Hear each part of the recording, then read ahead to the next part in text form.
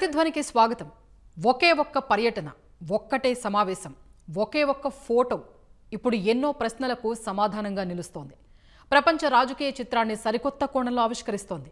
భారత ప్రధానమంత్రి నరేంద్ర మోదీ, చైనా అధ్యక్షుడు జిన్పింగ్, రష్యా అధ్యక్షుడు పుతిన్. ఇప్పుడు అంతర్జాతీయ మీడియాలో ఎక్కడ చూసినా ఈ ముగ్గురి చర్చ గురించే వార్తలు, విశ్లేషణలు. టారిఫ్ వార్లో పరిస్థితి ఇంతవరకు తెచ్చిన అమెరికా అధ్యక్షుడైతే మరీ శివాలెత్తిపోతున్నారు. ఐరోపా దేశాలు మాట పెదవి దాటకుండా జరుగుతున్న పరిణామాలు మొత్తం గుంభనంగా గమనిస్తున్నాయి. మరి అమెరికా ట్రంప్ సుంకాల మూత ప్రపంచ ఆర్థిక వ్యవస్థలన్నీ అస్తవ్యస్తంగా మారుతున్న తరుణంలో ఎస్సీఓ తియాన్జిన్ సదస్సు ఇస్తోన్న అసలు సందేశం ఏంటి? ట్రంప్ టారిఫ్తో ఆర్థికంగా ఎదుర్కొంటున్న సవాళ్లతో పాటు భౌగోళిక, రాజకీయ, వ్యూహాత్మక అంశాల్లో మనకు ఇందులో కలిసి వచ్చే అంశాలేంటి? ఇదే అంశంపై నాటి ప్రతిధ్వని చర్చలో పాల్గొంటున్న వారు కృష్ణ ప్రదీప్ గారు, వర్తమాన వ్యవహారాల నిపుణులు, ప్రొఫెసర్ చెన్నప్ప గారు, ఓయూ కామర్స్ విభాగం సీనియర్ ఆచార్యులు. రైట్, ముందుగా కృష్ణ ప్రదీప్ గారు, ఒక రకంగా టారిఫ్ వార్ రూపంలోనే ఇంతవరకు తెచ్చిన అమెరికా ఎస్సీఓ సదస్సు తర్వాత మరీ శివాలెత్తిపోతోంది. ప్రధాని మోదీ భారత్ను మళ్లీ లక్ష్యం చేసుకుంటోంది. ఎందుకంత అక్కసు? రైట్ చెన్నప్ప గారు, అంతర్జాతీయ వాణిజ్యం, ఆర్థిక వ్యవస్థల పరంగా చూస్తే షాంఘై కోఆపరేషన్ ఆర్గనైజేషన్లో ఉన్న దేశాల బలాబలాలేంటి? ముందుగా ఈటీవీ ప్రేక్షకులకు అందరికీ కూడా నమస్కారము. ఇక్కడ ఆగస్టు 31 నుంచి 1 సెప్టెంబర్ వరకు సంఘాయిలో జరిగినటువంటి సంఘాయ్ కోఆపరేటివ్ ఆర్గనైజేషన్లో సదస్సు జరగడం జరిగింది. అందులో 40 దేశాల ప్రతినిధులు పార్టిసిపేట్ చేయడం జరిగింది. అతి ముఖ్యంగా మనం చూసుకున్నట్లయితే రష్యా ప్రెసిడెంట్ అయినటువంటి వ్లాదిమిర్ పుతిన్ గారు, చైనా దేశంలోనే జరిగింది కనుక చైనా ప్రెసిడెంట్ జిన్పింగ్ గారు, మరియు మన ప్రధానమంత్రి శ్రీ నరేంద్ర మోదీ గారు కూడా పాల్గొనడం జరిగింది. అతి ముఖ్యంగా దీనికి ఈ సమావేశానికి ముఖ్యంగా ఏర్పడడానికి కారణం ఏంటంటే అమెరికా అగ్రరాజ్యమైనటువంటి విపరీతమైన ధోరణిలో 200% నుంచి వరకు కూడా 250% వరకు టారిఫ్ని అన్ని దేశాలపైన, ఒక ఇండియానే కాదు, ఒక చైనా కాదు, జపానే కాదు, అన్ని దేశాలపైన కూడా టారిఫ్ని పెంచి ఆర్థికంగా బలోపేతంగా తాను ఉండాలి, అదేవిధంగా ఇతర దేశాలన్నీ కూడా ఆర్థికంగా బలపడకూడదనేటటువంటి ఉద్దేశంతో ఇవన్నీ కూడా టారిఫ్ పెంచడం జరుగుతుంది. వీటన్నిటిని అధిగమించడం కొరకే ఈ యొక్క సదస్సు నిర్వహించడం జరిగింది. ఈ సదస్సు వల్ల ఎన్నో రకాలైనటువంటి ఫలితాలను కూడా పొందడం జరిగింది. అతి ముఖ్యమైనటువంటి 3 బలమైన దేశాలు, ఒకటి రష్యా, ఒకటి చైనా, తర్వాత భారతదేశము. మీరు ఆర్థికంగా తీసుకున్నా, జనాభా పరంగా తీసుకున్నా, వర్తక పరంగా తీసుకున్నా కూడా చాలా బలమైన దేశాలు. ఈ 3 దేశాలు కలిసి ఒక ఆర్థిక ఒప్పందం కానీ, లేక విదేశీయ ఒప్పందం కానీ, లేక యుద్ధ ప్రాతిపైనటువంటి డిఫెన్స్ అగ్రిమెంట్స్ కానీ చేసుకున్నట్లయితే ఇవన్నీ కూడా దోహదపడుతుందని మనము ఆశించడానికి అవకాశం ఉంటుంది. అందులో అతి ముఖ్యంగా మన ప్రధానమంత్రి ఎంతో చాకచక్యంగా వర్తకపరమైనటువంటిది, ఎప్పుడైతే రష్యాతో మనము వర్తకపరంగా, ట్రేడ్ పరంగా ఎన్నో రకమైనటువంటి సన్నిహితం కలిగి ఉండడం జరిగింది. అదేవిధంగా చైనాతో ఇప్పటి వరకు ఉండలేదు. మారుతున్న కాలానుగుణంగా, మారుతున్న వర్తక పరిమాణాల ఆధారంగా మనము భారతదేశంలో అంతర్గతంగా ఏ విధంగా ఉన్నప్పటికీ కూడా వర్తక పరమైన సందర్భాలలో భారతదేశము చైనాతో కూడా మైత్రి సంబంధాన్ని కొనసాగిస్తూ వర్తకంలో ఎదగాల్సిన అవసరం ఈరోజు ఎంతైనా ఉంది. Okay, right. భారత మాజీ దౌత్యాధికారి టి సురేష్ బాబు గారు మనతో మాట్లాడేందుకు సిద్ధంగా ఉన్నారు. సురేష్ బాబు గారు, నమస్తే అండి. ఇప్పుడు చైనా తియాన్జిన్లో జరిగిన షాంఘై కోఆపరేషన్ ఆర్గనైజేషన్ 2 రోజుల సదస్సు అమెరికా, ప్రపంచ దేశాలకు ఇచ్చిన సందేశం ఏంటి? షాంఘై కోఆపరేషన్ ఆర్గనైజేషన్ అనేటువంటిది ఇది స్థాపించి 25 సంవత్సరాలు పూర్తవుతుంది. ఇది ఏషియాలో ఉన్నటువంటి ఒక ముఖ్యమైనటువంటి మల్టీలేటరల్ ఆర్గనైజేషన్గా ఇది ఉద్భవించింది ఈ గత 25 సంవత్సరాల్లో. ఈ సంవత్సరం ఇది చైనా చియాన్జిన్లో జరుగుతుంది. ఈ నిన్న జరిగినటువంటి సదస్సు, ఈ ఎస్సీఓ సమ్మిట్ ఏంటంటే చాలా లౌడ్ అండ్ క్లియర్ మెసేజ్ ఒకటి ప్రపంచానికి ఇచ్చింది, ముఖ్యంగా పాశ్చాత్య దేశాలకు ఇచ్చింది. అదేంటంటే ఎండ్ ఆఫ్ దాని ఏమంటారు, యూనిపోలార్ వరల్డ్ అనేటువంటి దానికి ఒక సమాప్తం అయినట్టుంది. అలాగే మల్టీపోలార్ వరల్డ్, అలాగే ఒక నూతన ప్రపంచ వ్యవస్థ అనేటువంటిది దాదాపు వచ్చేసింది అనేటువంటి ఒక మెసేజ్ని ముఖ్యంగా పాశ్చాత్య దేశాలకి, అమెరికాకి ఈ సదస్సు, ఈ సమ్మిట్ ఇచ్చిందని చెప్పవచ్చు నా దృష్టిలో. ఎందుకంటే గత 80 సంవత్సరాలుగా రెండో ప్రపంచ యుద్ధం అయిన తర్వాత ఒక కోల్డ్ వార్ మెంటాలిటీ, అలాగే ఒక సింగిల్ పవర్ ఆర్ ఒక సింగిల్ సిస్టమ్ డామినెన్స్ అనేటువంటిది ఈ పాశ్చాత్య దేశాల విదేశాంగ నీతిలో చాలా ముఖ్యమైనటువంటి భాగంగా ఉంది. ఈ 80 సంవత్సరాల తర్వాత ఇప్పుడు ఈ జరిగినటువంటి ఈ సమ్మిట్ ఏంటంటే ఇది కాదు, ఇక చెల్లదు, అమెరికా డామినెన్స్ కానీ లేకపోతే పాశ్చాత్య దేశాల డామినెన్స్ కానీ ఇది చెల్లదు అనేటువంటిది ఒక మెసేజ్ మనకి అర్థమవుతుంది. ముఖ్యంగా గ్లోబల్ సౌత్ ఒక ముఖ్యమైనటువంటి ఫోర్స్గా ఉద్భవించింది. ముఖ్యంగా ఈ సమ్మిట్లో రష్యా, ఇండియా, చైనా ఈ 3 దేశాలు, ముఖ్యంగా రిక్ అంటాం కదా, ఈ 3 దేశాలు కలిస్తే ఒక బలీయమైనటువంటి ఒక నూతన ఒక ఫోర్స్గా ఇవి ఉద్భవించే అవకాశాలు మనకి కనిపిస్తున్నాయి. మోదీ గారి మాటల్లోనే 2.8 బిలియన్స్ అంటే 280 కోట్ల మంది జనాభా ఉన్నటువంటి ఈ 2 దేశాలు ప్లస్ రష్యా, అలాగే మిగిలినటువంటి ఏషియా దేశాల్లో ఉన్నటువంటి ప్రజలకి ఇప్పుడు మనం చూస్తున్నటువంటి ఈ అమెరికా ముఖ్యంగా వర్తక పరమైనటువంటి ఆంక్షలు విధించడం అనేటువంటి ఒక కొత్త విధానం, దానికి వ్యతిరేకంగా ఇవన్నీ నిలబడి దానికి బలమైనటువంటి ఒక కౌంటర్ మెసేజ్ ఇవ్వటం అనేటువంటిది మనం ఈరోజు చూస్తున్నాము. మనందరం చూస్తుంది ఏంటంటే గత కొద్ది నెలలుగా అమెరికా ముఖ్యంగా ప్రెసిడెంట్ ట్రంప్ విధిస్తున్నటువంటి ఈ నూతన ఆంక్షలు అనేటువంటి విధానం దాదాపు ప్రపంచ ఆర్థిక వ్యవస్థని దాదాపు ఒక కన్ఫ్యూషన్లోకి తోసినటువంటి సమయం అన్నమాట ఇది. అది ముఖ్యంగా మన దేశం మీద కూడా 50% అంటే 25+25 సుంకాలు మన మీద విధించడం,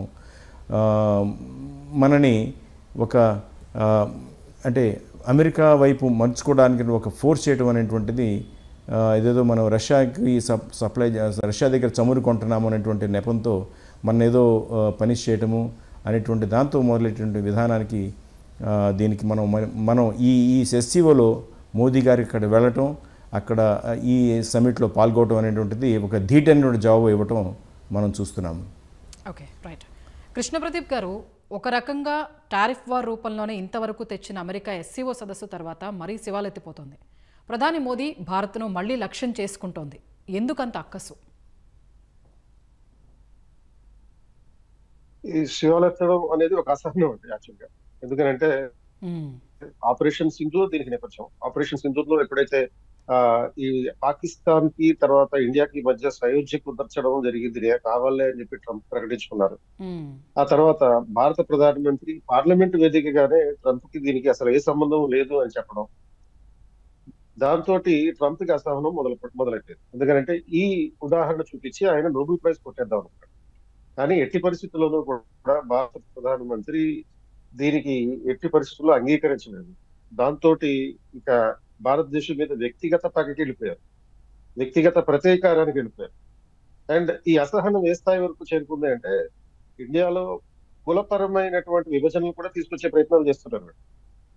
ట్రంప్ కి ట్రేడ్ అడ్వైజర్ అయినటువంటి పీటర్ నవారో ఈ మధ్య కాలంలో చేస్తున్నటువంటి అసహనపు వ్యాఖ్యలు ఏవైతే ఉన్నాయో, ఉదాహరణకి నిన్న చేసినటువంటి వ్యాఖ్యలు, Brahmins are profiteering at the expense of the Indian people అని చెప్పి ఒక కుల వ్యవస్థని తీసుకొచ్చారు. అలాగే Indian refiners are acting as a laundromat for the Kremlin అని చెప్పి మరొక వ్యాఖ్య చేయడం జరిగింది. అలాగే India is the Maharaja of tariffs అనేటటువంటి మరో వ్యాఖ్య చేయడం జరిగింది.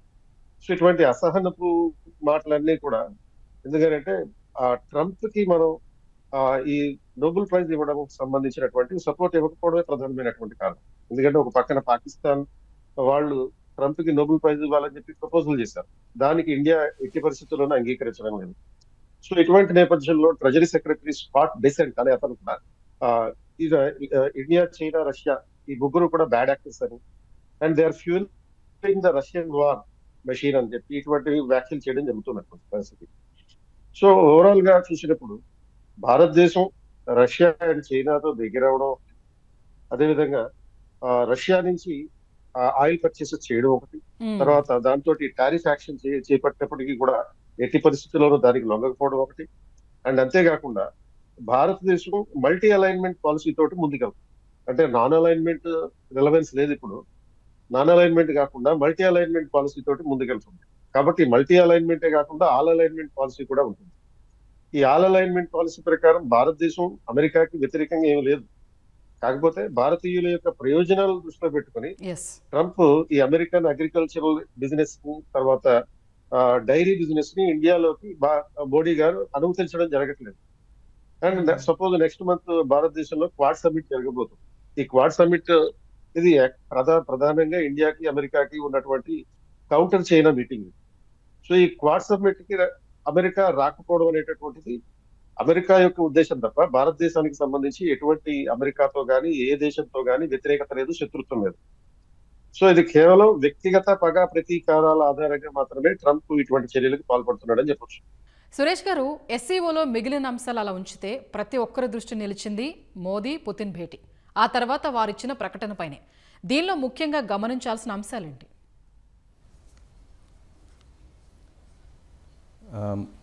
మోదీ పుతిన్ వాళ్ళ మధ్య జరిగినటువంటి సమావేశం ఇదేమీ మొదటిసారి కాదు. వీళ్ళు గత 10 సంవత్సరాలుగా మోదీ గారు పుతిన్ గారు చాలాసార్లు కలిశారు. ఈ సంవత్సరం చివరిలో రష్యన్ ప్రెసిడెంట్ పుతిన్ గారి విజిట్ కూడా ఉందని చెప్తున్నారు. అది 23వసారి భారత రష్యా దేశ నాయకుల మధ్య జరిగినటువంటి సమ్మిట్. 23 సార్లు, గత 25 సంవత్సరాల్లో 23 సార్లు ఇండియా రష్యా నాయకులు కలవటం జరుగుతుంది. అది ఆ నంబర్ ఆ 23 మంది సంఖ్యే చెప్తుంది అనమాట మన రెండు దేశాల మధ్య ఉన్నటువంటి సంబంధాలు. రష్యా అనేటువంటిది ఆల్ వెదర్ ఫ్రెండ్ అంటారు, టైం టెస్టెడ్ పార్ట్నర్ అంటారు. సో ఈ రెండు దేశాల మధ్య ఉన్నటువంటిది ఏంటంటే ఒక ప్రివిలేజ్డ్ పార్ట్నర్షిప్ అనమాట. దీనికి ఎవరు సర్టిఫై కూడా చేయవలసిన అవసరం లేదని కూడా చాలా సందర్భాల్లో చెప్పడం జరిగింది ఇరు దేశాల నాయకులు. మోదీ గారు పుతిన్ గారి మధ్య కూడా ఒక మంచి బాడీ లాంగ్వేజ్, మంచి ఒక మంచి ఫ్రెండ్షిప్, పర్సనల్ లెవెల్లో ఒక మంచి ఫ్రెండ్షిప్ లాంటిది కూడా మనం చూస్తున్నాము. నిన్న ఛాన్జన్లో వారిద్దరూ కలిసి ఒకే కారులో వెళ్ళటం, ఒక గంట సేపు దాదాపు 40 నిమిషాలు వాళ్ళిద్దరూ కలిసి ఒకే కారులో వెళ్ళటం జరిగింది, చూసాం మనం. అది కూడా ఈ నేపథ్యంలో ఏంటంటే రష్యా ఉక్రెయిన్ అంటే ఎస్సీఓలో మిగతా విషయాల గురించి ఇప్పుడు అట్లే పెడితే మీరు అన్నట్టు రష్యా యుక్రెయిన్ మధ్య జరుగుతున్నటువంటి యుద్ధం, మరి ఈ యుద్ధంలో మనం అనుసరించేటువంటి ఒక ప్రాగ్మాటిక్ వైఖరి, మరి దాన్ని బట్టి చూస్తుంటే కూడా మనం ఎటువంటి అమెరికా కానీ వేరే ఇతర దేశాలు మన మీద ఎంత ఒత్తిడి తీసుకువచ్చినప్పటికీ మనం మాత్రం రష్యాతో మన సహకారాన్ని, మన స్నేహాన్ని, మన సంబంధాలని మనం కంటిన్యూ చేస్తామనేటువంటిది ఈ గత 3 సంవత్సరాల్లో మనం, ముఖ్యంగా గత 36 నెలల్లో మనం అది ఇంకోసారి నిరూపించాము. భారత్ రష్యా రెండు దేశాలు వాళ్ళిద్దరి మధ్య జరిగినటువంటి సమావేశంలో అన్ని అంశాలని ఇంకోసారి వాళ్ళు రివ్యూ చేశారు. ముఖ్యంగా ఈ రష్యా యుక్రెయిన్ యుద్ధం నేపథ్యంలో భారత్ రష్యా వైపు అంటే రష్యాతోనే ఉన్నది అనేటువంటి ఒక మెసేజ్ని ఇంకోసారి మోదీ గారు ప్రపంచానికి తెలియజేయడం జరిగింది. అయితే ఆయన ఆ సమావేశంలో మోదీ గారు ఇంకోసారి రిపీట్ చేశారు. ఏంటంటే యుద్ధం అనేటువంటిది ఒక రకమైనటువంటి భారీ నష్టాన్ని తీసుకొస్తుంది, వైలెన్స్ జరుగుతుంది, అలా చాలామంది ప్రాణ నష్టం జరుగుతుంది. కాబట్టి ఏంటంటే కేవలం డైలాగ్ ద్వారానే ఇటువంటి సమస్యని పరిష్కారం చేసుకోవాలని చెప్పి ఇంకోసారి చెప్పడం జరిగింది. అయితే అది ఈసారి మోదీ గారి భాష అంటే ఆ స్టేట్మెంట్లో చూస్తే ఇది చాలా టోన్ డౌన్ చేసినటువంటి స్టేట్మెంట్ అనమాట. అంటే ఇంకోసారి రెండు దేశాల మధ్య సంబంధాలు ఇంకా మెరుగుపడతాయనేటువంటి ఒక ఆశాభావాన్ని ఆయన వ్యక్తం చేయడం జరిగింది. అదేవిధంగా రష్యా యుక్రెయిన్ దాంట్లో కూడా మరి రష్యా కూడా మోదీ గారి అంటే మధ్యవర్తిత్వం అనను, అయితే ఒక రకమైనటువంటి ఒక పాజిటివ్గా దాన్ని ఆయన అంటే ఈ సమస్యని పరిష్కరించడానికి ఒక పాజిటివ్ రోల్ ఆయన ప్లే చేస్తున్నారని కూడా అనొచ్చు. సో ఈ రోల్, ఇటువంటి పాత్రను కూడా రష్యా స్వాగతిస్తుంది. అది మరి దానికి రాబోయే భవిష్యత్తులో, సమీప భవిష్యత్తులో యుద్ధం ఎటువైపు మడుతుందో కూడా మనం వేచి చూడాలి. కానీ అయితే ఎస్సీఓ ఈ షాంఘై కోఆపరేషన్ ఆర్గనైజేషన్ సమ్మిట్లో జరిగినటువంటి రష్యా, ఇండియా, చైనా నాయకుల మధ్య జరిగినటువంటి సమావేశం, దాని టేక్అవేస్, దాని ఫలితాలు డెఫినెట్గా రష్యా యుక్రెయిన్ యుద్ధ పరిష్కారం మీద రిఫ్లెక్ట్ అవ్వటం మాత్రము అది అవుతుందని ఆశిస్తున్నాను. ఓకే. అంటే ఎన్నాళ్ళుగా కొనసాగుతున్నది అనేటువంటిది మాత్రం చెప్పడం ఇప్పుడు కష్టం. బట్ మామూలుగా మనకు తెలిసినటువంటి సమాచారం ప్రకారం చూస్తుంటే రష్యన్ ఫోర్సెస్ చాలా వేగంగా అడ్వాన్స్ అవుతున్నాయని మాత్రం మనకు అనిపిస్తుంది. అమెరికా ఎప్పుడైతే సహాయం ఆపేసిందో యూరోప్కి ఇప్పుడు ఎటువంటి నాటో దేశాలకి ఎలా యుక్రెయిన్ సమర్థించాలో కూడా తెలియనటువంటి పరిస్థితుల్లో వాళ్ళలో కూడా విభేదాలు కనిపిస్తున్నట్టుగా మనకి ఎదురుగా తెలుస్తున్నాయన్నమాట. రైట్. కృష్ణప్రదీప్ గారు, గతం ఎలా ఉన్నా ప్రస్తుతం కారణాలు ఏవైనా కూడా ఇప్పుడు ఇండో చైనా దగ్గర కావటం, మోదీ జిన్పింగ్లోని ముఖ్యాంశాలు ఏంటి, ఇరు దేశాల భవిష్యత్తు బంధంపై అవి ఏం సూచిస్తున్నాయి? సో మనం గతంతో సంబంధం లేకుండా అయితే ప్రస్తుత సంబంధాలు ఉండవు. అవి పరిగణలోకి తీసుకుంటూ ప్రస్తుత సంబంధాలని పరిగణించి భవిష్యత్తును కూడా అంచనా వేయచ్చు. ఎందుకంటే 1950s లోనే భారత్ చైనా సంబంధాల విషయంలో భారత్ ఎప్పుడూ కూడా చైనాకి విరుద్ధంగా లేదు. చైనాయే ఎప్పుడైనా సరే భారత్ వ్యతిరేకంగా ఉంది.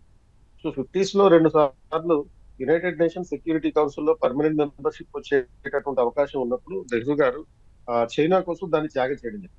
అయినప్పటికీ ఆ విశ్వాసం లేకుండా అప్పుడున్నటువంటి అధ్యక్షుడు 1962లో భారతదేశం మీద దండెత్తి రావడం, ఆ తర్వాత మళ్ళీ 2020లో గాల్వాన్ వ్యాలీలో జరిగినటువంటి యుద్ధం, ఈ స్కిర్మిషెస్ అని అంటాం, అటువంటి పరిస్థితులు. అండ్ ఇవన్నీ నేపథ్యంలో ప్రస్తుతం ఈ Shanghai cooperation organisation, bricks, G20 ఈ సమావేశాలన్నింటిలోనూ మీటింగ్ అవ్వడం జరిగింది. అండ్ ఇప్పుడు జరిగినటువంటి SCO మీటింగ్ లో ఒక క్యాలిబ్రేటెడ్ రీఎంగేజ్మెంట్ అనేది మొదలైంది. అంటే దీనికి యాక్చువల్ గా ఈ రీఎంగేజ్మెంట్ చైనాయే కారణం. ఎందుకంటే ఎప్పుడైతే ట్రంప్ రావడం జరిగిందో, ట్రంప్ వచ్చిన వెంటనే చైనా మీద సుమారుగా అప్ టు 500% టారిఫ్లు విధిస్తానని బెదిరించాడు. అండ్ అది 250% వరకు తీసుకెళ్లాడు. దాన్ని మళ్ళీ రీసెట్ చేసుకున్నారు.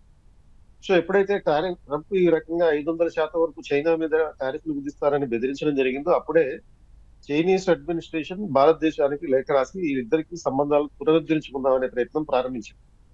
ఇప్పుడు ఇండియా మీద కూడా ఈ టారిఫ్లు విధించడంతో మోడీ కూడా స్నేహస్తం అందించే ప్రయత్నం చేస్తున్నారు. అండ్ ఈ ప్రాసెస్ లో కొన్ని key takeaways, Modi Xi meeting లో ఉన్నటువంటి కొన్ని కీ టేక్అవేస్ ఏవైతే మనం చూడొచ్చు, ఫండమెంటల్ గా లైన్ ఆఫ్ యాక్చువల్ కంట్రోల్ విషయంలో తిరిగి శాంతియుత చర్చలు ప్రారంభిద్దాం అనేటటువంటి ఒక ప్రతిపాదన. ఎందుకంటే 1962 వార్లో చైనా వాళ్ళు సుమారుగా 95,000 చదరపు కిలోమీటర్ల భారత భూభాగాన్ని ఆక్రమించుకుని దాన్ని తిరిగి మళ్ళీ ఇండియాకి ఇవ్వలేదు. అంతేకాకుండా అనేక సందర్భాల్లో భారతదేశంలో అరుణాచల్ ప్రదేశ్ లో ఉన్నటువంటి చాలా గ్రామాలకు చైనీస్ పేర్లు పెట్టడం ఒకటి. ఇటువంటి నేపథ్యంలో లైన్ ఆఫ్ యాక్చువల్ కంట్రోల్ విషయంలో తిరిగి బయలాటరల్ రిలేషన్స్ నార్మల్ తీసుకొచ్చేటటువంటి అవసరం ఉంది. ఈ రెండో point, economic and trade signalling విషయంలో చూస్తే ఈ గాల్వాన్ వ్యాలీలో స్కిర్మిషెస్ జరిగిన తర్వాత కూడా భారతదేశానికి చైనాతో ఉన్నటువంటి వ్యాపారంలో ఏ తగ్గుదల లేదు. ఉదాహరణకి 2024లో చూసినప్పుడు ఇండియా చైనా వ్యాపారం సుమారుగా $135 బిలియన్ 2024లో జరిగినటువంటి $135 బిలియన్ వ్యాపారం జరిగింది. ఇందులో ఎక్కువగా చైనాకే లాభం. అంటే 53% చైనా ఈ దిగుమతులను మనం భారతదేశం చేసుకుంటుంది ఈ నేపథ్యంలో. సో ఈ రెండు దేశాల మధ్య వివాదం పెరిగితే అది చైనాకి ఆర్థికంగా కొంచెం నష్టం కలిగించేటటువంటి పరిస్థితులు ఉంటాయి. కాబట్టి ఉభయ కుశలో పనిగా చైనాకి ఇండియా ఎంత అవసరమో ఇండియాకి చైనా కూడా అంతే అవసరం. అండ్ అంతేగానే ఇప్పుడు చేసుకున్నటువంటి ఇద్దరి మధ్య జరిగినటువంటి ఒప్పందంలో భాగంగా మానస సరోవర్ యాత్ర పునరుద్ధరిస్తామని చెప్పి, అలాగే ఇండియా నుంచి చైనాకి డైరెక్ట్ ఫ్లైట్స్ కూడా పునరుద్ధరిస్తామనేటటువంటి ప్రతిపాదనలు జరిగినాయి. అండ్ అంతేకాకుండా ఒక సింబయోటిక్ రీసెట్ అనేటటువంటిది మనం చూడొచ్చు. సో సింబయోటిక్ రీసెట్ అంటే ఇద్దరు కూడా పరస్పర ప్రయోజనాల కోసం ఒక కోల్డ్ పీస్ అనేటటువంటి పరిస్థితిని తీసుకొస్తున్నారు. సో వీటన్నిటి నేపథ్యంలో జరగబోయే పరిస్థితులు, అంటే భవిష్యత్తు ఏ విధంగా ఉంటుంది, ఆప్టిమిస్టిక్ గా ఎలాంటి పరిస్థితులు ఉండొచ్చు. అంటే ఈ చైనా తర్వాత అమెరికా ఈ ఇద్దరితో కూడా భారతదేశం సంబంధాలు మెయింటైన్ చేయాలి. ఎందుకంటే ఓన్లీ అమెరికాతో సంబంధాలు పెట్టుకోవాలి, చైనాతో పెట్టుకోకూడదని కొంతమంది ప్రతిపక్ష నాయకులు ఇది భారతదేశం యొక్క పిరిగితనం అనేటటువంటి ప్రతిపాదనలు చేస్తున్నారు. కానీ ఇండియాకు ఉన్నటువంటి ఆల్ అలైన్మెంట్ పాలసీలో భాగంగా అమెరికా ఎంత ముఖ్యమో, రష్యా ఎంత ముఖ్యమో, చైనా కూడా అంతే ముఖ్యం. ఎవరితో కూడా వివాదాలు ఉండాల్సినటువంటి అవసరం లేదు. ప్రతి విషయాన్ని కేవలం యుద్ధాల ద్వారా మాత్రమే పరిష్కరించుకునే పరిస్థితి కూడా ఉండదు. రైట్ అండి. చెన్నప్ప గారు, రష్యా, ఇండియా, చైనా ఆర్ఐసి లేదా Shanghai cooperation organisation SCO Trump 50% సుంకాలతో భారత్ పడుతున్న ఇబ్బందులు తీర్చడంలో ఇవి ఆల్టర్నేటివ్స్ కాగలవా?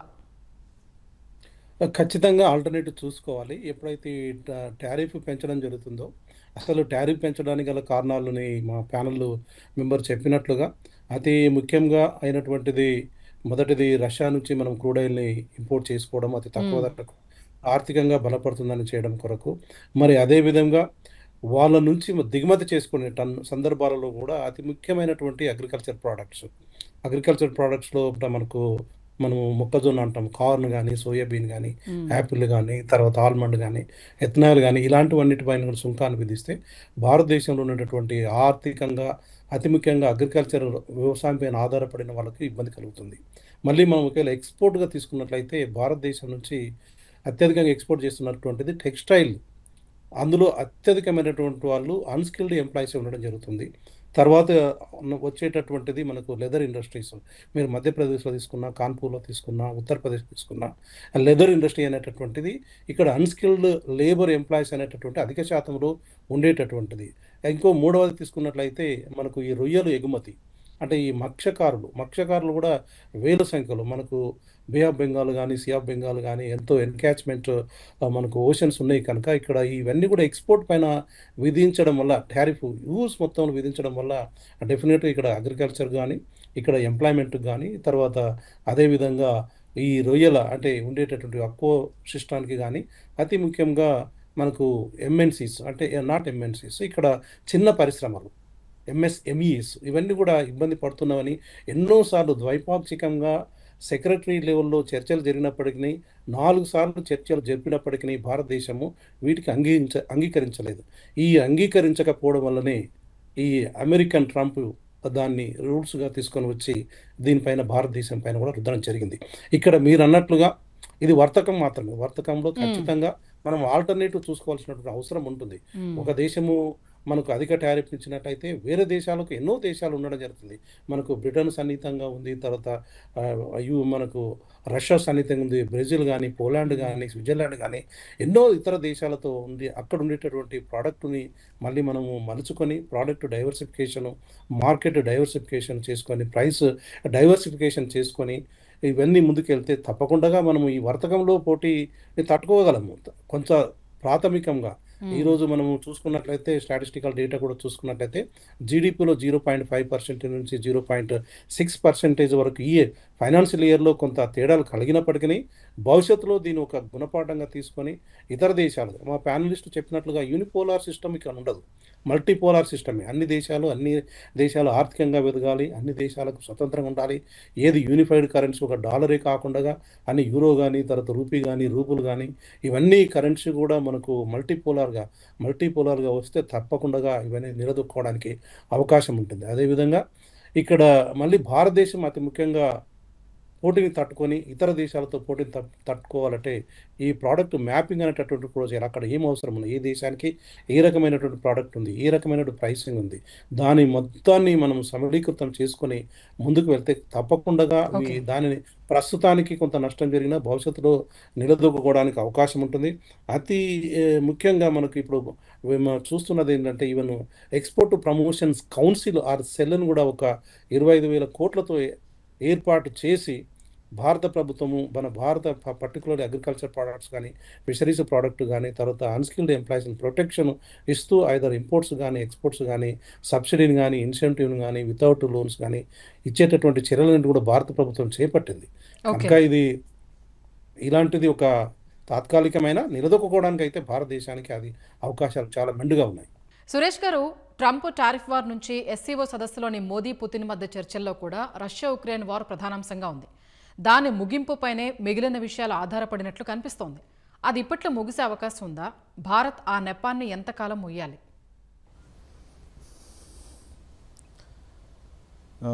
ఎస్సీఓ సమ్మిట్లో మన ప్రధానమంత్రి మోదీ గారు అలాగే పుటిన్ మధ్య మరోసారి ద్వైపాక్షికమైనటువంటి ఒక సమావేశం జరిగింది.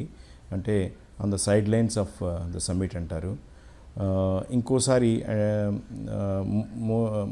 మన ప్రధానమంత్రి గారు ట్వీట్ చేశారు ఏంటంటే ఈ మీటింగ్ చాలా బాగా జరిగింది, మళ్ళీ ఇంకోసారి మాకు మన రెండు దేశాల మధ్య ఉన్నటువంటి సంబంధాలు అన్ని సెక్టర్స్లో మనం రెండు దేశాల మధ్య ఉన్నటువంటి సంబంధాలను మళ్ళీ రివ్యూ చేసుకోవడానికి అవకాశం దొరికిందని కూడా చెప్పారు.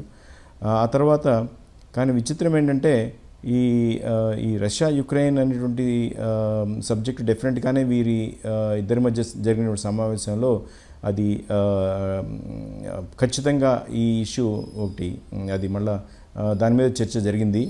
అయితే ఒక విషయం ఇక్కడ చెప్పాలి ఏంటంటే మన ప్రధానమంత్రి మోదీ గారు శుక్రవారం టియాన్జిన్ చేరుకున్నప్పుడు యుక్రెయిన్ ప్రెసిడెంట్ జెలెన్స్కీ ఆయనకి ఫోన్ చేయడం, ఆయనకి ఫోన్ చేసి మన ప్రధానమంత్రి గారిని రష్యాకి సరైనటువంటి మీ సిగ్నల్ ఇవ్వాలి, అంటే ఈ రెండు దేశాల మధ్య కన్ఫ్లిక్ట్ని ఏదో విధంగా దాన్ని ముగించడానికి మీరు సరైనటువంటి భాషలో సరైనటువంటి సిగ్నల్ మీరు రష్యన్ ప్రెసిడెంట్ కూడా ఇవ్వాల్సిన అవసరం ఉందని చెప్పి ఆయన రిక్వెస్ట్ చేయడం అది మనం గమనించాలి.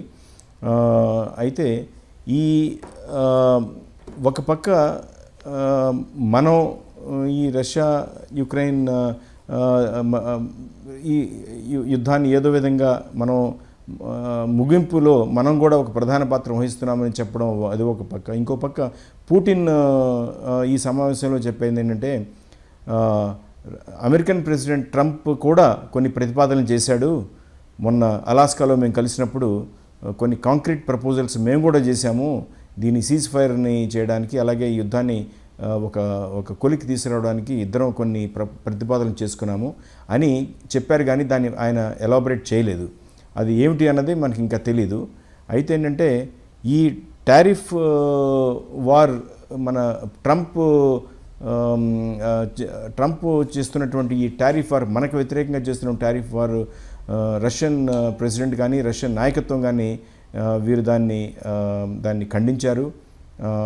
అలాగే ఈ ఖండించడమే కాకుండా రష్యా ఇండియా మధ్య కోఆపరేషన్ ఇంకా మరింత బలపడుతుందని కూడా వారు చెప్పడం జరిగింది మన పుటిన్.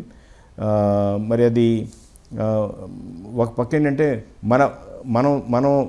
మన విధానం ఒక ప్రాగ్మాటిక్ కైండ్ ఆఫ్ ఏ విధానం మనది.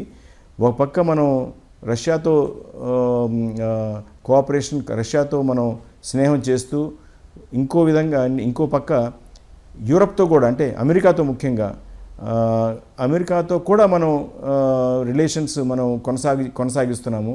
అయితే ఈ టారిఫ్ వల్ల కొంత బ్రేక్ పడింది. అయితే ఏంటంటే ఇప్పుడు ఈ రష్యా యుక్రెయిన్ వార్లో మరి మోదీ గారు నేను అనుకోవటము మరి రాబోయే భవిష్యత్తులో ఇంకా కొన్ని ప్రతిపాదనలు కూడా చేస్తారని అనుకుంటున్నాను. మరి అవి డిఫరెంట్గానే ఈ వార్ ముగింపుకి అవి దోహదం చేస్తాయి. కృష్ణప్రదీప్ గారు, ఎస్సీఓ అనంతరం అమెరికా ప్రకటనల్లో ప్రజాస్వామ్య దేశమైన భారత్ నియంతలతో ఎలా కలుస్తుంది, ఎప్పటికైనా అమెరికా వెస్ట్తోనే రావాలని ఒక కీలక వ్యాఖ్య కూడా చేసింది. ఇండియా చైనా రష్యాలతో కలవకుండా చేయాలన్న ప్రయత్నం ఫలిస్తుందా? ఇది ఫస్ట్ ఈ వ్యాఖ్యలు అనేది వెస్టర్న్ హిపోక్రసీకి, పర్టికులర్ గా అమెరికన్ హిపోక్రసీకి ఒక సింబల్ గా చెప్పచ్చు. ఎందుకంటే రష్యన్ అధ్యక్షుడు నియంత అయితే మరి అదే ట్రంప్ అదే రష్యన్ అధ్యక్షుడిని అలాస్కాలో రీసెంట్ గానే కలవడం జరిగింది. మరి ఇటువంటి కొన్ని ఉదాహరణలు ఉన్నాయి. అంటే ఇప్పుడు సపోజ్ ఖతార్ రాజు అయినటువంటి షేక్ తమీమ్ అతన్ని కలిశాడు. అతని దగ్గర నుంచి $400 బిలియన్ విలువ చేసేటటువంటి ఒక ఏరోప్లేన్ బోయింగ్ జెట్ ని కూడా బహుమతిగా తీసుకున్నాడు. ఇది బహుమతి అని చెప్తున్నారు కానీ అది లంచం, ఒక నియంత నుంచి పొందినటువంటి లంచం. అలాగే సౌదీ అరేబియాకి చెందినటువంటి రాజు మహమ్మద్ బిన్ సల్మాన్ అతను నియంతే, మరి అతని నుంచి కూడా అనేక రకాల బహుమతులు తీసుకున్నారు. సిరియా ప్రెసిడెంట్ అయినటువంటి అహ్మద్ షారా ఇతన్ని కూడా కలవడం జరిగింది. అండ్ రీసెంట్ గా మరొక ఆస్పెక్ట్ ఏంది, ఈ పాకిస్తాన్ ఆర్మీ చీఫ్ అయినటువంటి అథారిటేరియన్ మిలిటరీ లీడర్ అయినటువంటి ఫీల్డ్ మార్షల్ అసీం మునీర్ ని 2 సార్లు తన ఇంటికి పిలిపించుకున్నాడు. మరి అది నియంతృత్వం కాదా? ఇవన్నీ కాకుండా నార్త్ కొరియా అధ్యక్షుడైనటువంటి కిమ్ ని కలుద్దామని చెప్పి ప్రతిపాదనలు కూడా వస్తున్నాయి. మరి దీనికి వాళ్ళకి సమాధానం చెప్తారు. అంటే ఇది డబుల్ స్టాండర్డ్నెస్ కి ఒక ఉదాహరణ. అది ఒక పక్కన పెడితే మనం ఇందాక మనం అనుకున్నట్టుగా ఇది ఒక ఆల్ అలైన్మెంట్ పాలసీ. కేవలం నాన్ అలైన్మెంట్ కి మాత్రమే పరిమితం కాకుండా అన్ని దేశాలతోటి కలవడం జరుగుతుంది. భారతీయుల యొక్క ప్రయోజనాలు ముఖ్యం, భారతదేశంలో ఉన్నటువంటి ప్రజల యొక్క ప్రయోజనాలు ముఖ్యం. అంటే మనం ఇక్కడ గమనించడం జరిగితే కేవలం రష్యా అధ్యక్షుడు, తర్వాత చైనా అధ్యక్షుడినే కాకుండా భారత ప్రధానమంత్రి మయన్మార్ అధ్యక్షుడు కూడా కలవడం జరిగింది. దాంతో పాటు ఇంకొక ఇన్ఫార్మల్ గా మరొక 10 మంది నాయకులను కూడా కలవడం జరిగింది. ఎవరిని కలవాలి, ఎవరిని కలవకూడదు అనేది భారతదేశం యొక్క సావర్నిటీకి సంబంధించిన విషయం, స్ట్రాటజిక్ అలైన్మెంట్ కి సంబంధించినటువంటి విషయం. స్ట్రాటజిక్ పార్ట్నర్షిప్స్ విషయంలో భారతదేశానికి ఉన్నటువంటి పరిపూర్ణ అధికారం ఉంది. రష్యన్ ఆయిల్ కోసం, చైనా తోటి వ్యాపారం కోసం కలవడంలో తప్పులేదు, బ్రిక్స్ లో సభ్యత్వం ఉండడంలో తప్పులేదు. ఎందుకంటే అమెరికా అధ్యక్షుడికి ప్రధానంగా ఉన్న కంప్లైంట్ ఏంటంటే బ్రిక్స్. ఈ బ్రిక్స్ అమెరికన్ డాలర్ ని ప్రత్యామ్నాయంగా ఎమర్జ్ అయ్యేటటువంటి పరిస్థితి ఉంది. సో ఒక అవసరం ప్రపంచంలో ఏ దేశానికైనా భారతదేశం యొక్క అవసరం.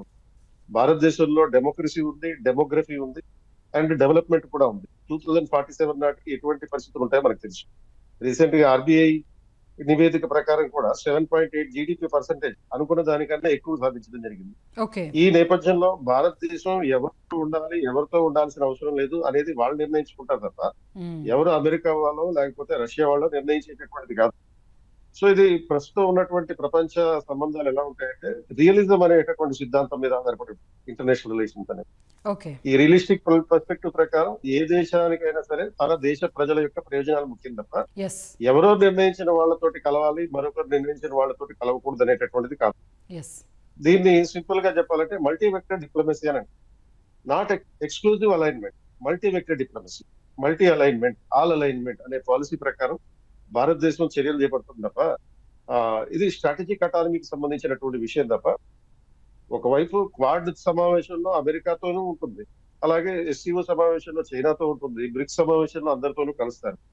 సో దీనికి ఎవరో ఒకరు వచ్చి అబ్జెక్షన్ పెట్టాలి, భారతీయులు కేవలం ప్రజాస్వామ్య దేశంతోనే కలవాలి, నియంత్రిత దేశాలతో కలవకూడదు అనేటటువంటి వ్యాఖ్యలు చేసే ముందు మనం ఎవరితో కలుస్తున్నాం, ఎవరితో కలవట్లేదు అని వాళ్ళు డిసైడ్ చేసుకోవాలి. రైట్. చెన్నప్ప గారు, ట్రంప్ టారిఫ్ వార్ మొదలుపెట్టిన తర్వాత ఇప్పటికే మన రూపాయి విలువ జీవితకాల కనిష్టానికి చేరింది. అది ఇంకా ఎప్పటి వరకు కొనసాగవచ్చు? రూపీని నిలబెట్టాలంటే ఏం చేయాలి? ఇది ఒక పరిణామం మాత్రమే. భారతదేశ ఆర్థిక వ్యవస్థ ఎప్పుడైతే కుదుట పడుతుందో రూపాయి విలువ కూడా పెరగడానికి అవకాశం ఉంటుంది. ముఖ్యంగా ప్రతిదానికి మనము ఈ బాస్కెట్ ఆఫ్ కరెన్సీని నిర్ణయించేటప్పుడు యుఎస్ డాలర్ని ప్రామాణికంగా తీసుకొని మన యొక్క రూపీ వాల్యూని కానీ ఇతర కంట్రీ యొక్క వాల్యూస్ని కూడా నిర్ణయించడం జరుగుతుంది. ఆ నిర్ణయించేటటువంటి అంశం కూడా వర్తకం పైన, ట్రేడ్ పైన ఆధారపడి ఉంటుంది. ఇప్పుడు భారతదేశం కూడా వర్తకంగా స్వయం లాభనంగా అంటే స్వతహాగా తన దేశం యొక్క ఆర్థిక ఒడిదుడుకులు అన్నిటి అధిగమించి ఆర్థికంగా అభివృద్ధి చెంది తన వాల్యూని పెంచుకోవడానికి అవకాశం ఉంటుంది. కానీ ప్రస్తుతంలో మాత్రము ఈ ఉండేటటువంటి వర్తకం వల్ల తక్షణమే రూపీ వాల్యూ పడిపోవడం జరుగుతుంది. కానీ భవిష్యత్తులో ఎప్పుడైతే ఒక దేశం ఆర్థికంగా ఎదగడం జరుగుతుందో ఖచ్చితంగా రూపీ కూడా మళ్ళీ నిలదొక్కుకోవడానికి అవకాశం ఉంటుంది. అంటే it economic indicators are indicating to develop the currency values into the basket currencies. Suresh గారు, ఇదే సమయంలో భారత్ రష్యా సదస్సు కూడా ప్రముఖంగా చర్చకు వస్తోంది. డిసెంబర్లో జరిగే సదస్సులో పాల్గొనేందుకు పుతిన్ ఇండియా రాక కోసం ఎదురు చూస్తూ ఉంటామన్నారు ప్రధాని మోదీ. ఆ సదస్సు, పుతిన్ రాక నేపథ్యం, ప్రాధాన్యత ఏంటి?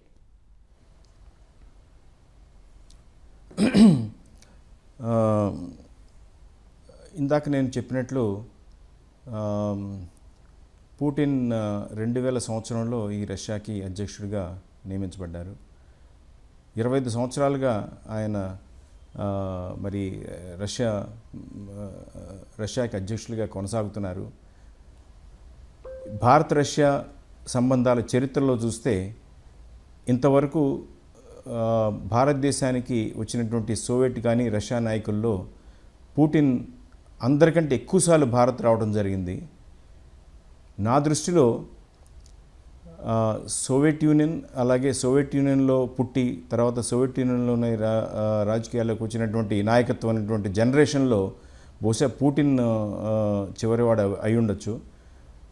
అయితే భారత్ రష్యా అంటే భారతదేశంతో సంబంధాలు, భారతదేశంతో స్నేహ సంబంధాలు, అలాగే కోఆపరేషన్ అనేటువంటిది, పార్ట్నర్షిప్ అనేటువంటిది కొనసాగించడంలో, దాన్ని పటిష్టం చేయడంలో ఖచ్చితంగా రష్యా అధ్యక్షుడు పుటిన్ పాత్ర మాత్రం చాలా ముఖ్యమైనటువంటి పాత్ర ఆయన వహించారు, అది చెప్పాలి. దాదాపు 8 సార్లు మన దేశానికి రావడం జరిగింది. అదే క్రమంలో మరి రాబోయే మొన్న కూడా ఇటీవలే మళ్ళా మన ప్రధానమంత్రి మోదీ గారు ఆయనతో ఫోన్లో మాట్లాడిన తర్వాత ఆయన మళ్ళా భారతదేశం రమ్మని ఆహ్వానించడం, అలాగే నిన్న జరిగినటువంటి చియాన్జన్లో జరిగినటువంటి సమావేశాలు కూడా మరోసారి మళ్ళీ భారతదేశం రావాల్సి ఉందిగా ఆయన ఆహ్వానించడం జరిగింది. ఆయన అంగీకరించారు. బహుశా ఈ సంవత్సరం చివరిలో, బహుశా అక్టోబర్లోనో నవంబర్లోనో బహుశా ఆయన విజిట్ జరగచ్చు. ఇది ఇందాక 25 సంవత్సరాల్లో 23 సార్లు 2 దేశాల నాయకులు కలవటం జరుగుతుంది. ఆ సంఖ్య ఇందాక నేను చెప్పినట్టు ఆ సంఖ్య చెప్తుంది మన 2 దేశాల మధ్య ఉన్నటువంటి సంబంధాల గురించి. ఇది time tested partnership, privileged partnership, ముఖ్యంగా స్పెషల్ పార్ట్నర్షిప్. అంటే 2 దేశాలు వేరే దేశాలతో వాళ్ళ సంబంధాలు ఉన్నప్పటికీ ఆ సంబంధాలు మన 2 దేశాల సంబంధాల మీద ఎటువంటి ఇంపాక్ట్ కూడా మనకి కనిపించకుండా మన 2 దేశాల మధ్య సంబంధాలు అలా ఇన్సులేట్ చేయడం జరిగిందనమాట. ఇంకోసారి చూస్తే మన 2 దేశాల మధ్య జరుగుతున్నటువంటి సంబంధాలు దాదాపు నా దృష్టిలో, నాకు తెలిసినటువంటి పరిజ్ఞానంలో ఏ ఒక్క సెక్టర్ కూడా లేదు. అంటే అన్ని సెక్టర్లు మన 2 దేశాల మధ్య సంబంధాల్లో అవి అన్ని సెక్టర్లు కవర్ అవుతున్నాయి అన్నమాట. అది డిఫెన్స్ అనండి, ఎనర్జీ అనండి, అలాగే కల్చర్ అనండి, లేకపోతే ఇంకా యూ టేక్ ఎనీ సబ్జెక్ట్ అనమాట. అటువంటి సంబంధాలు మన 2 దేశాల మధ్య ఉన్నవి.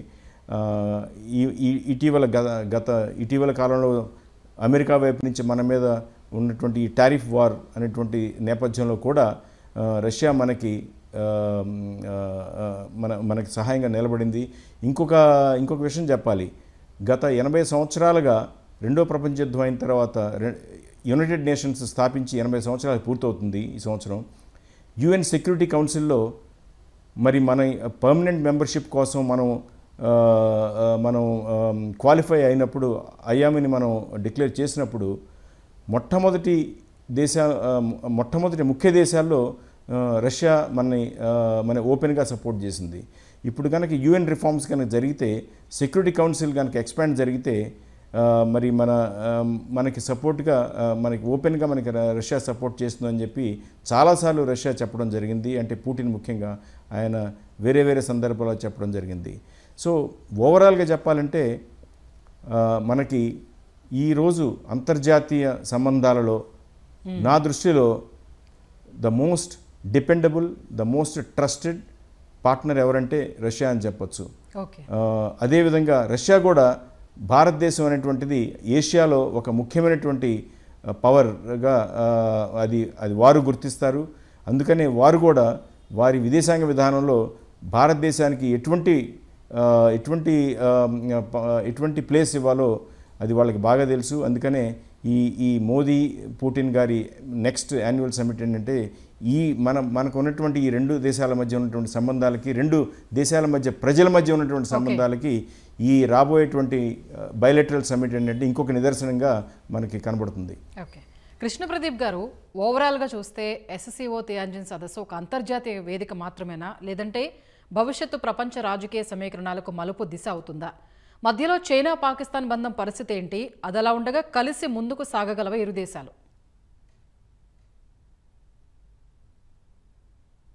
సో చైనాతో ఎప్పుడు కూడా నమ్మకం ఉండదు ఈ సంబంధాల విషయంలో. ఎందుకంటే చైనా ఎప్పుడు కూడా భారతదేశాన్ని మోసం చేస్తూనే వస్తుంది.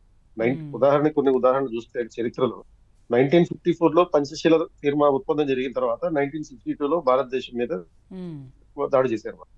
అలాగే 1993, 1996లో ఇరు దేశాలు లైన్ ఆఫ్ యాక్చువల్ కంట్రోల్ మీద ఎటువంటి యుద్ధాలు జరగకూడదు, శాంతిని కాపాడాలని ఒప్పందం చేసుకున్న తర్వాత అది ఆ ముగియకుండానే 2013లో డోక్లాంలో, 2017లో అంటే 2010లో డెప్సాంగ్లో, 2017లో డోక్లాంలో, 2020లో లద్దాఖ్లో దాడులు చేశారు.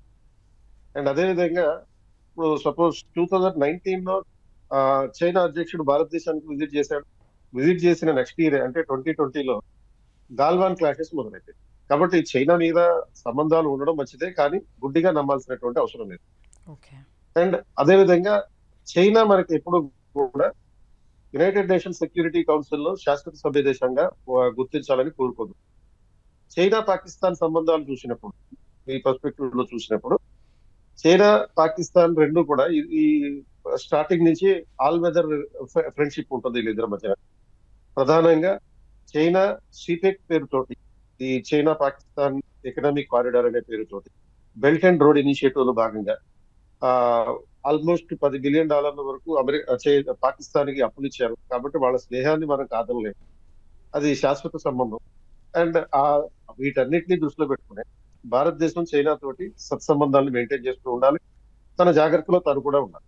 అట్ ద సేమ్ టైం ప్రధానమంత్రి చైనా అధ్యక్షుడికి చాలా స్పష్టంగా చెప్పిన దాని ప్రకారం బెల్ట్ అండ్ రోడ్ ఇనిషియేటివ్ లో చైనాకి సపోర్ట్ చేయడం జరుగుతుంది. కానీ ఈ బెల్ట్ అండ్ రోడ్ ఇనిషియేటివ్ ఏదైతే పెట్టుబడులు ఉన్నాయో, ఈ పెట్టుబడులకు సంబంధించిన వ్యవహారాలు ఎలాంటి స్ట్రింగ్స్ లేకుండా, ఎలాంటి దాపరికాలు లేకుండా పారదర్శకంగా ప్రజాస్వామ్య పద్ధతిలో ఈ గ్లోబల్ సౌత్ దేశాలని డెవలప్ చేసే విధంగా ఉండాలి తప్ప వాటిని దోపిడీ చేసే విధంగా ఉండకూడదని చెప్తారు.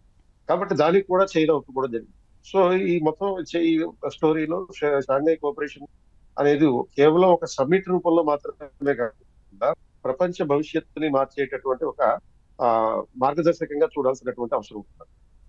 సో రైవలరీ ఉంది, అయినా కానీ కన్ఫరంటేషన్ తో పాటు కోఆపరేషన్ కూడా చేసుకుంటాం అనేటటువంటి ప్రతిపాదనలు ఉన్నాయి. ట్రేడ్ డిపెండెన్సీ ఉంది. అట్ ద సేమ్ టైం ఈ సరిహద్దులో లైన్ ఆఫ్ యాక్చువల్ కంట్రోల్లో ఉన్నటువంటి వివాదాలని పరిష్కరించుకోవాల్సిన అవసరం ఉంది. ఒకవైపు చైనాతో సత్సంబంధాలు ఉన్నాయి, మరొక వైపు చైనా పాకిస్తాన్ కలిసి తిరుగుతారనేటటువంటి విషయాన్ని కూడా గుర్తించాలి. కాబట్టి చాలా స్ట్రాటజిక్ గా ఈ చైనా ఇండియా రిలేషన్షిప్ అనేది రీసెట్ చేయాల్సినటువంటి అవసరం ఉంది. ఓకే. చెన్నప్ప గారు, మొత్తంగా ఈ ఒడిదుడుకుల్ని భారత ఆర్థిక వ్యవస్థ ఎంతకాలం తట్టుకోగలదు? అంతలోపు కేంద్ర ప్రభుత్వం ప్రయత్నాలు కొలిక్కొస్తాయా? రాకపోతే ఎలాంటి పరిస్థితులు చూడాల్సి రావచ్చు? ఇది ఓన్లీ ఒక వర్తకం మాత్రమే మేడం. తప్పకుండా ఇవన్నీ కూడా విన్ విన్ సిచ్యువేషనే ఉంటుంది.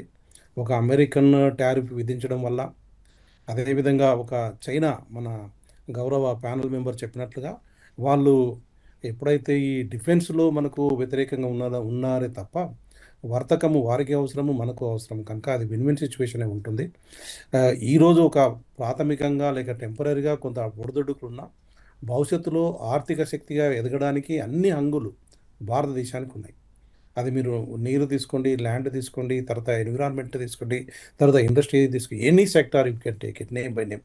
కనుక ఈ ఒక తాత్కాలికం, కానీ భవిష్యత్తులో తప్పకుండా ఈ ఒడిదొడుకులన్నిటి కూడా ఉండడానికి అవకాశం ఉంటుంది. నేను ఇంతకుముందే చెప్పడం జరిగింది, ఒక దేశంతో మనకు టారిఫ్ వివాదము ఉండి అది ఇతర దేశాలు ఎన్నో, మనకు 140 దేశాలలో ఉండడం, అందులో అతి ముఖ్యమైన దేశాలు మనకు England, Germany, France, Poland, South Korea, ఇవన్నీ కూడా ఎన్నో దేశాలు మనకు ఆర్థికంగా అభివృద్ధి చెందిన దేశాలు ఉన్నాయి. కనుక వాటితో ఈ వర్తక సంబంధాలను మనం కొనసాగించుకుంటే ఖచ్చితంగా మనం వర్తకంగా నిలదొక్కుకోవడానికి అవకాశం ఉంటుంది. ఎప్పుడైతే వర్తకంగా నిలదొక్కుకోవడం జరుగుతుందో ఆర్థికంగా అభివృద్ధి చెందడానికి అవకాశం ఉంటుంది. ఎప్పుడైతే ఆర్థికంగా అభివృద్ధి చెందడం జరుగుతుందో డెఫినెట్గా ఉండేటటువంటి కరెన్సీ వాల్యూ కానీ, మళ్ళీ ఇతర దేశాల్లో, అది చైనా అయినప్పటికీ, పాకిస్తాన్ అయినప్పటికీ కూడా ఖచ్చితంగా వాళ్ళకు వైరుధ్యం ఉంది. ఇప్పుడు చైనాకు తర్వాత పాకిస్తాన్కు ఎంతో డిఫెన్స్ స్ట్రాటజిక్ అలియన్సెస్ ఉన్నప్పటికీ కూడా వాళ్ళందరూ కూడా వర్తకము పైనే జీవించడానికి అవకాశం ఉంటుంది. కనుక ఈ విత్తమే ఒక దేశం యొక్క నిర్ణయాన్ని ఇస్తుంది. కనుక ఈ వర్తకం కొరకు ఖచ్చితంగా అన్ని దేశాలు కూడా ఒక దగ్గరికి వచ్చి ఈ శాంతియుత వాతావరణాన్ని నెలకొల్పుకోవాలి. శాంతియుత వాతావరణం నెలకొనుకోవాలనుకుంటే ఇలాంటి సమిట్స్ ఇంకా ఎన్నో జరగాలి. అందులో ఇలాంటి బార్డర్ డిస్ప్యూట్స్ ఉన్నట్లయితే, మా ప్యానల్ గౌరవ మెంబర్లు చెప్పినట్లుగా చాలా రకాలుగా చైనా తీసుకున్నప్పటికీ, పాకిస్తాన్ తీసుకున్నప్పటికీ వాళ్ళు నైబర్ దేశస్తులు. ఈ నైబర్ కంట్రీస్తో స్నేహభావంతో ఉండాలి. యుద్ధాలు ఉన్నట్లయితే వారికి నష్టం జరుగుతుంది, మనకు నష్టం జరుగుతుంది. ఈరోజు చూసుకున్నట్లయితే అన్ని న్యూక్లియర్ కంట్రీస్, ఒకసారి బాంబు అంటేసినట్లయితే అన్నీ డిస్ట్రాయ్ కావడానికి అవకాశం ఉంటుంది. కనుక ఇక్కడ స్నేహభావాన్ని పెంచుకొని ఈ నైబర్ కంట్రీస్ తోటి, ముఖ్యంగా మా బార్డర్ డిస్ప్యూట్స్ ఉన్నాయి, దాన్ని మనము చర్చల ద్వారానే ఇలాంటి సమిట్, ఏసీఓ లాంటి సమిట్స్ ద్వారా తీసుకోవచ్చు. అది ముఖ్యంగా మన ప్రధానమంత్రి కూడా క్లియర్గా చెప్పడం జరిగింది. ఇది భారతదేశం యొక్క ముఖ్యమైనటువంటి ఉద్దేశం ఏమిటంటే, ఇది చైనా కానీ తర్వాత పాకిస్తాన్ కానీ డబుల్ స్టాండర్డ్ ఆన్ టెర్రరిజం ఉండకూడదు. టెర్రరిజం ఏ రూపంలో ఉన్నా ఇది టెర్రరిజమే. ఎవరైనా కూడా దీన్ని ఖండించాలి. అనేటటువంటి అతి ముఖ్యమైనటువంటి సందేశాన్ని మన భారత ప్రధాని అన్ని దేశాలు కూడా చెప్పడం జరిగింది. అంటే మొదటిది మనము ట్రేడ్గా నిలదొక్కుకోగలము. తర్వాత రెండవది బార్డర్ డిస్ప్యూట్స్ని శాంతియుతంగా చర్చల ద్వారానే మన నైబర్ కంట్రీస్ అన్ని కూడా పరిష్కరించుకోవాలి. తర్వాత అతి ముఖ్యమైనటువంటి టెర్రరిజం అది ఏ రూపంలో ఉన్నా ఏ దేశంలో ఉన్నప్పటికీ, పాకిస్తాన్లో కూడా టెర్రరిజం ఉంది. తర్వాత ఇండియాలో వేరే దేశం వాళ్ళు వచ్చి మన టెర్రరిజాన్ని ఇక్కడ కొనసాగించడం జరుగుతుంది. ఏ విధమైనటువంటి ఏ రకమైనటువంటి టెర్రరిజం ఉన్నా దాన్ని ఈ డబుల్ స్టాండర్డ్గా ఉండకుండా దాన్ని చర్చల ద్వారా నిరూపించుకోవాలి. తర్వాత ప్రతి దేశము సవర్జినిటీ అనే దాని గుణంగా అంటే తన స్వశక్తితోనే పైకి రావాలి. ఒక దేశము ఇంకొక దేశాన్ని సహాయపడుతుంది. ఫర్ ఎగ్జాంపుల్ మనం తీసుకున్నట్లయితే ఇప్పుడు Russia Ukrainian war in between America supporting ఇలాంటివి ఉంటే అది దీర్ఘకాలికంగా 2.5 సంవత్సరాలు ఒక యుద్ధాలు చేసినట్లయితే ఆ వ్యవస్థ ఆర్థిక వ్యవస్థ మొత్తం కుప్పకూలిపోవడానికి అవకాశం ఉంటుంది. ఓకే. మీరు రష్యా ఆర్థిక వ్యవస్థ తీసుకున్నా, యుక్రెయినియన్ ఆర్థిక వ్యవస్థ తీసుకున్నా, ఒక యుద్ధం అనేది ఒక సందేశంతో వెళ్ళాలి తప్ప ఓకే. దాని ఒక ఆక్రమణకు తావు లేదని కూడా మన ప్రధానమంత్రి ఎక్స్పాన్షన్కు ఈ రోజులు కావివి. Only extending the hands to the other nation అనేటువంటి దాంతోటే మనం ముందుకు పోవాలనే స్లోగన్తో భారతదేశము పనిచేస్తుంది. భారతదేశం ఖచ్చితంగా శాంతిని రైట్ అండి. కోరుకుంటుంది. రైట్. కనుక ఈ కంక్లూడ్ వర్తకంలో చేయండి. తప్పకుండా నిలదొక్కుంటుంది. అది కొంత సమయం తీసుకోవచ్చు కానీ తప్పకుండా వర్తకంగా నిలదొక్కుంటుంది. రూపీ వాల్యూని కూడా మళ్ళీ స్థిరంగా ఉంచుకోవడానికి అవకాశం ఉంటుంది. మనము ఆశించేది ఏంటంటే మన కంక్లూడ్ చేయండి ఉండేటటువంటి చెన్నప్ప గారు. నైబర్ కంట్రీస్ కూడా ఒక స్నేహహస్తాన్ని ఇచ్చి ఉండేటటువంటి ప్రాథమికంగా బార్డర్ డిస్ప్యూట్స్ని, టెర్రరిజాన్ని ఇవన్నీ కూడా శాంతియుతంగా చర్చల ద్వారా మనము దాని అన్నిటి కూడా ఒక సొల్యూషన్ తీసుకొని వస్తే ఇది అన్ని దేశాలకు భౌగోళికం కూడా బాగుంటుంది అన్నది మా రైట్ అండి. ముఖ్య ఉద్దేశం. రైట్. ధన్యవాదాలండి చెన్నప్ప గారు, కృష్ణ ప్రదీప్ గారు, సురేష్ గారు. రైట్. ఇది వాటి ప్రతిధ్వని.